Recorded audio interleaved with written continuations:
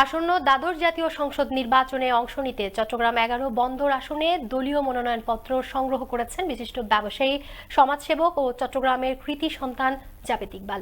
রবিবার সকালে মনোনয়নপত্র সংগ্রহ করেন তিনি। রাজধানীর মোহাম্মদপুরের স্থানীয় এক আওয়ামী লীগ অফিসে এক সাক্ষাৎকারে তিনি জানান, চট্টগ্রাম ১১ আসনে দীর্ঘদিন ধরে তিনি সমাজে পিছিয়ে পড়া ও অসহায় মানুষের সেবায় আত্মনিয়োগ করে আসছেন। করোনাকালীন তিনি গণমানুষের পাশে থেকে দেখিয়েছেন উদারতা।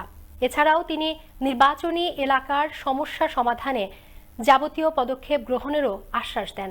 পাশাপাশি বঙ্গবন্ধুর স্বপ্নের সোনার বাংলা বিনির্মাণে প্রধানমন্ত্রী শেখ হাসিনার নেতৃত্বে উন্নয়নের ধারাবাহিকতা রক্ষার কথাও জানান জাবেদ ইকবাল। বলেন, দল তার উপর আস্থা রেখে মনোনয়ন দিলে সবটা উজাড় করে দিয়ে কাজ করবেন তিনি। আমি এলাকায় থাকি, এলাকার মানুষের সাথেই থাকি এবং এলাকার জন্য কাজ করি।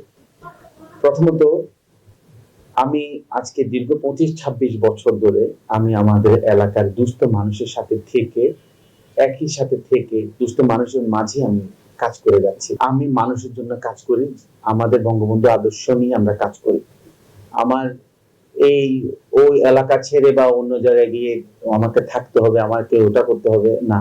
আমি ব্যবসা বাণিজ্য করে রাজনীতি করেছি, আমি রাজনীতি করে ব্যবসা বাণিজ্য করতে চাই না। চট্টগ্রাম ১১ আসন থেকে মনোনীত হওয়ার জন্য নমিনেশন পত্র জমা দিয়েছি।